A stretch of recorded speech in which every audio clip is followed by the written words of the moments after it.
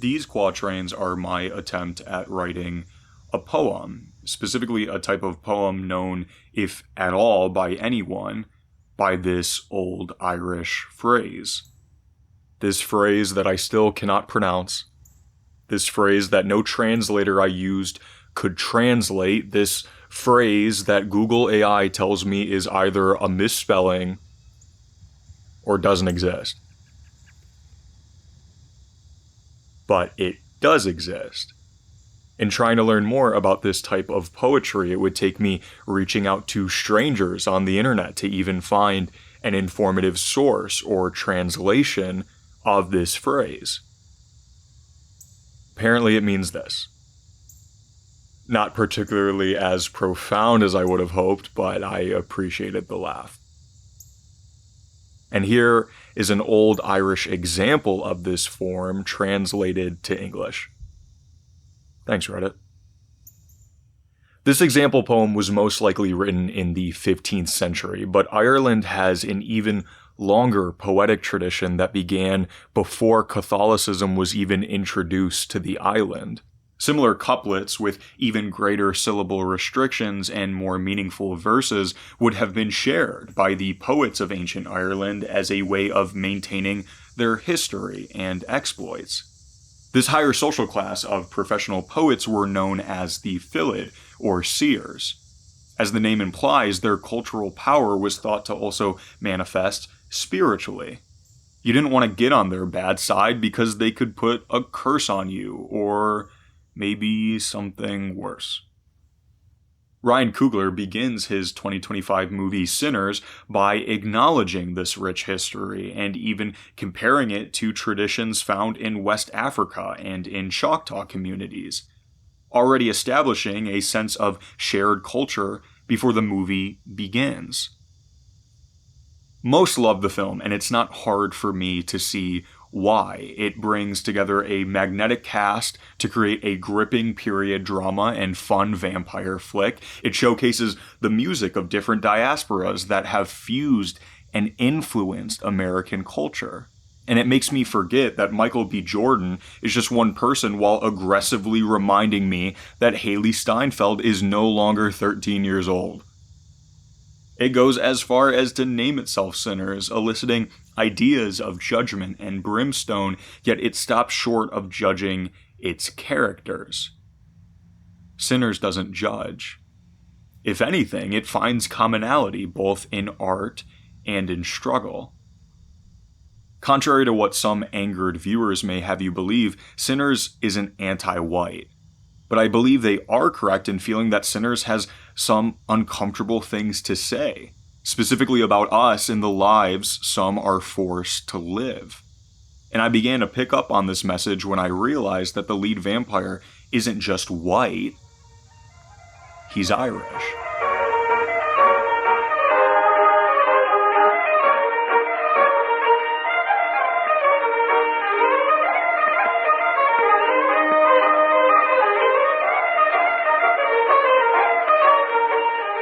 Okay, let's start with the fun one. Everyone's new favorite fanged step dancer, Remmick. Because while we see the Irish as white in America today, I think there's a reason Coogler used an Irishman as the main antagonist. And it's a similar reason as to why you can find a video of Irish football fans shouting, "Lizzie's in a box," online. See, the Irish have a long history of oppression that parallels the struggles of Black and Indigenous people in America. The Irish were, and to an extent still are, colonized, having been under English control and occupation since before the 1500s. Irish identity had been targeted by the British in various ways over the centuries since. Everything from instituting rules for early settlers to segregate themselves as to avoid becoming too Irish, to taking control of Catholic land and discriminating against Irish Catholics in social settings or even in law, all leading to a growth in Irish identity in the form of Irish nationalism. For anyone who's studied American history, this should sound sort of familiar, or at least the Choctaw thought so. Just like those then and now still being killed and exploited by the American Empire, the Irish people have been no stranger to fighting for their rights through either political or violent means. If Ireland's potato famine rhymed with America's Trail of Tears in the 19th century, the 20th century saw a bloodier version of America's Black Civil Rights Movement in Ireland through the distant echoes of bombs and Armalite rifles. The parallels grow even closer when looking at Irish immigrants who were forced to leave their home for American shores or suffer starvation while England proved how little regard the crown had for the well-being of their subjects. These Irish immigrants worked and lived alongside Black Americans, even suffering a similar spread of animalistic rhetoric depicting them as a lower race, a beast in bastardized form of humanity whose members are not to be trusted.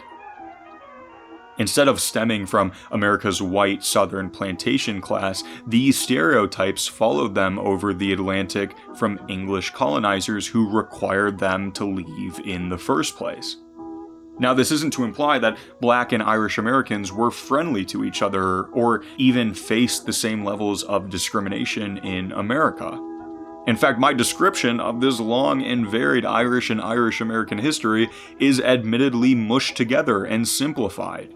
The fact that I haven't even mentioned Protestantism or the Troubles once should give you pause and hopefully urge you to learn more about this through at least one of the other resources I reference in this video's bibliography. But the point remains that in a movie where we have white vampires trying to kill Black people, Coogler didn't make the lead vampire a John or a Hans or a William or an Earl, he made a Remmick. And it's Remmick's Irish identity highlighted through music and dance that I feel distinguishes him from the other whites and clan members in the movie and made me want to learn more. He's an oppressive force, but it's not as simple as saying he's a metaphor for racism, at least not racism in its traditional form. Rather, he acts as a sort of alternative for our main characters, a tragic figure similar to our own sinners who made a deal with the devil and implores them to now do the same. But before I go any further, let's rewind for a second, lay the proper groundwork for the rest of this trio, the other two, who tango with life, death, and power as much as our favorite Irishmen. It's time I talk about the Smokestack Twins. Nah, you ain't no good. Ain't no good. Well, you ain't no good, you ain't no doggone good.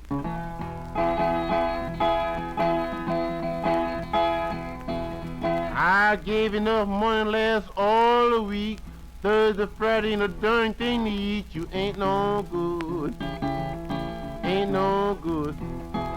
Well, you ain't no good, you ain't no doggone good. Now, the movie never fully lays out their entire life, but does imply a lot of the events that happened to the Smokestack Twins leading up to the events of Sinners. The twins are originally from the Mississippi town the movie takes place in, but had left to close to a decade before returning. First, they tried and failed to settle in a different part of the state called Mound Bayou, an almost hidden refuge tucked away in the middle of Dixie country, a town built by former slaves for the safety of Black people. Yet the brothers were rejected by the town due to the literal sins of their father. Smoke and Stack, even at this time, were seemingly no angels themselves, but being cursed with their father's past meant that their dad's abuse of them didn't stop after his death. The twins couldn't escape the stigma surrounding them, and they sure couldn't live honestly while living in white America. This led the pair to move north and plant roots in Chicago while they tried to expand their criminal enterprise, leave the harsh memories of their childhood behind, and most importantly for this analysis, escape the racism of the South. Yet the twins returned after only 7 years once they recognized the futility of all three goals. Their best hope in Chicago was to turn the Italian and Irish mob against each other while they left with both gangs' money and alcohol. The sins of their father and the trauma they experienced just followed them the more they tried to escape it.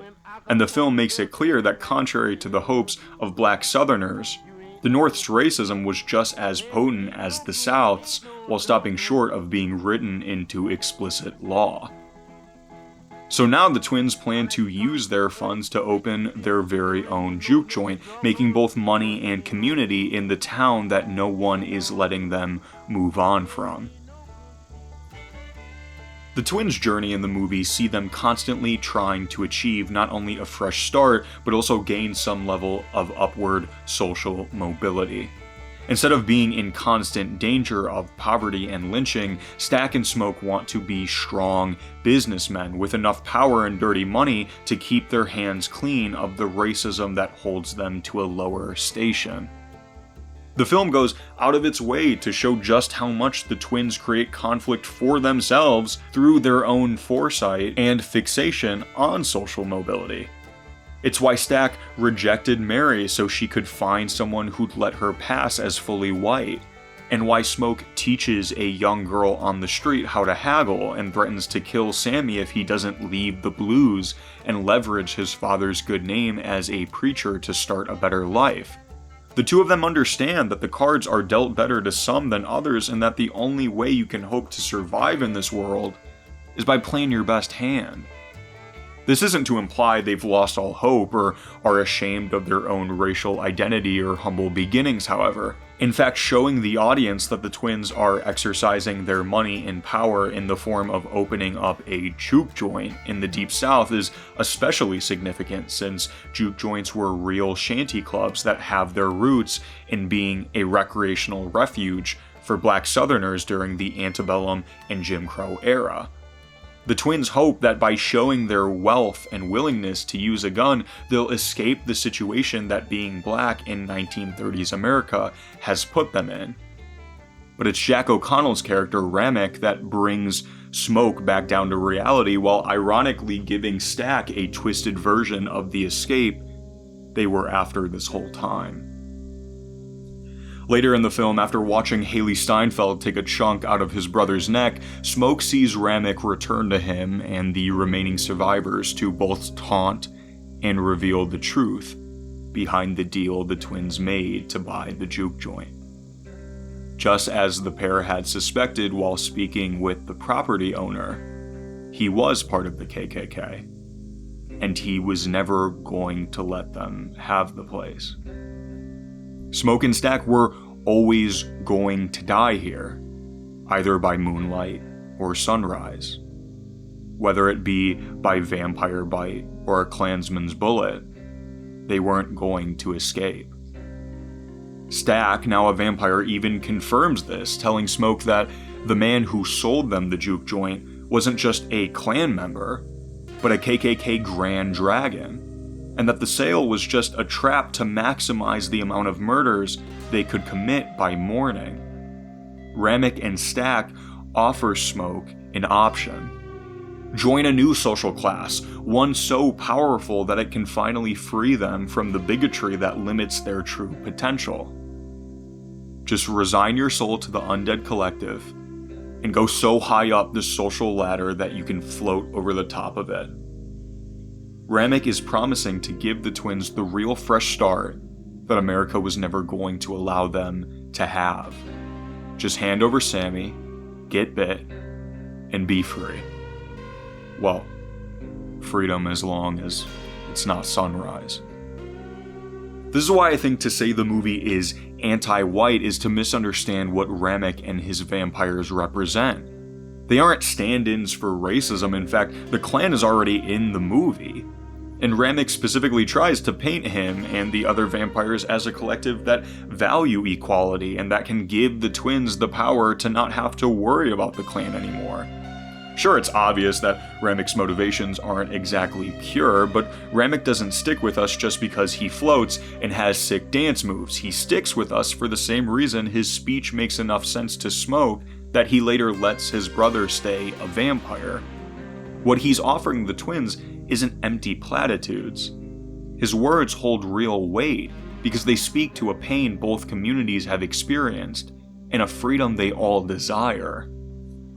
To be completely fair though, while I don't see Remmick as representing racism, what he could represent is complicated. In fact, I think it's open enough for a couple different interpretations. He could be viewed as a stand-in for capitalism and the music industry, and while I definitely agree with this interpretation to an extent, I don't think it's the full story. It's not that Remmick is just trying to add the twins as vampires and steal Sammy's musical talent while having no artistic or cultural foundation of his own. It's just that now he and his culture have become part of this undead cabal. The music is still there, but the connection to any kind of soul or ancestry has been severed, and I mean that in both a metaphorical and a literal sense in the film.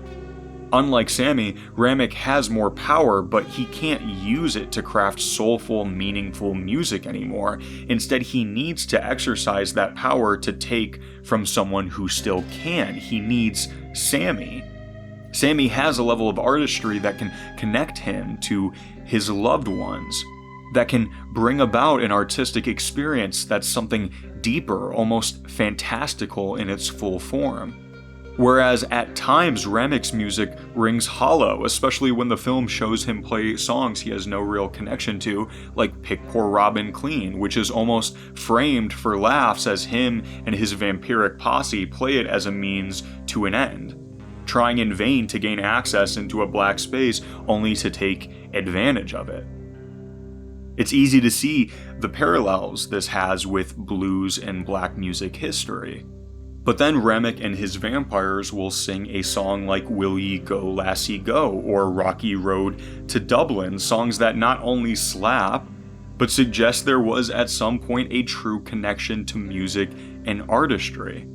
And Coogler's interest in this Irish music and even Chinese dance to me indicates a lack of interest in trying to indict any of these groups. Ultimately, what I took from the movie was far less accusatory while still being very confronting. I see all three of these characters, Remmick, Stack, Smoke, all as a way of posing a question to us. How do these three characters navigate their place in a world that doesn't seem to want them? There's almost this dichotomy that we watch each of them contend with between survival and freedom. Just as I mentioned earlier that we see the Irish as white in modern America today, Remmick quite literally assimilates and exploits to survive and try to regain the culture he lost. But this puts him in an odd sort of conflict and kinship with Smoke and Stack. Cornel West actually points out a similar conflict and connection in the 6th chapter of his book, Race Matters, between the Black and Jewish communities. He says a lot more in that chapter than I'm daring to cover here, but among his points he highlights how much of these hostilities between the two have more to do with how the other either assimilated too much or not enough in response to their persecution, when really both should be focusing on the shared struggles they've faced in the American Empire. Remmick leverages this idea of cultural solidarity in a sort of twisted way to try to get what he wants.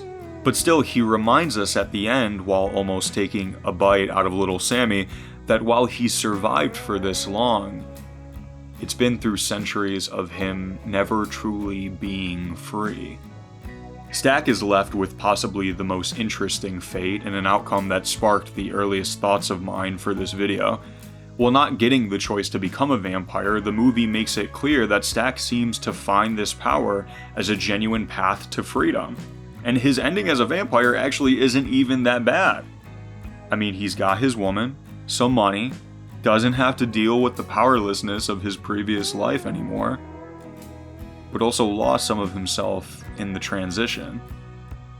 He never had a better day than the last time he was alive, the last time he saw his brother, and he can never again see the sunrise.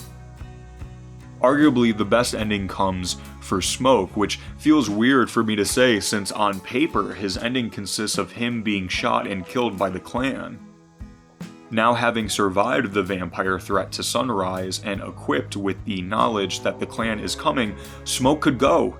He could leave, try to live another day, maybe even join his brother, but instead of avoiding the clan's ambush, he decides to ambush the clan, knowing full well that even with the help of that sick Tommy gun, he will most likely not survive. And he doesn't. He doesn't survive.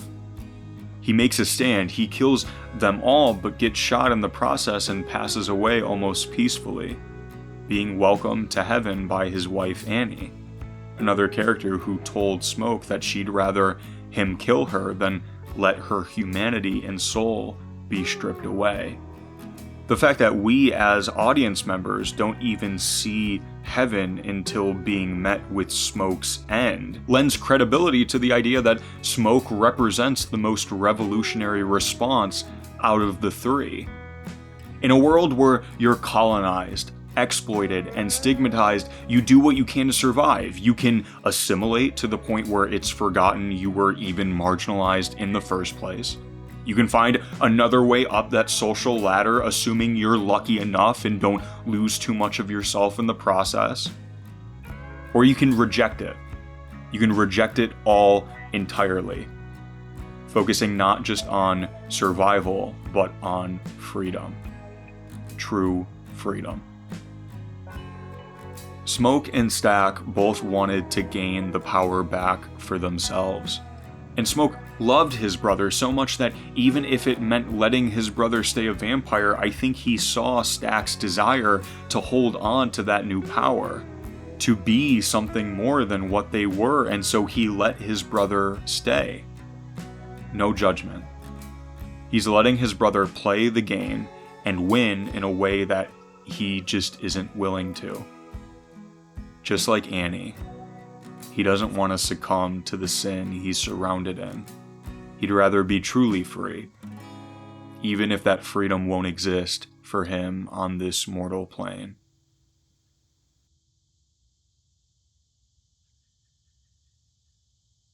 In a video titled A History of the Griot in African Society, YouTuber HomeTeam History had this to say about the griots of West Africa. Quote, I believe the philosophical purpose of the griots was a powerful one. One can simply read a book or record and put it down, but the reciting of history through music or poetry in griot culture was meant for the history to be intrinsically tied into the fabric of everyday life. The history was ingrained in the minds of the average person and can be seen as a function of their daily activities, not simply something that happened in the past. End quote. It's almost no wonder then why Ryan Coogler uses the movie's introduction to draw a connection between ancient Ireland's Philid to the griots of West Africa.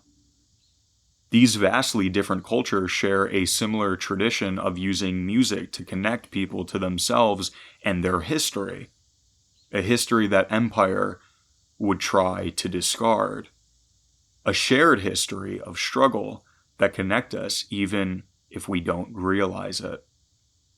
That's why while the movie's ending is bittersweet, its sweetness stems from a feeling of hope that Sammy gives us as the griot of this story.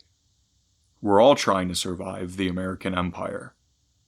But just like Preacher Boy, the twins, and Remmick, we also want to live.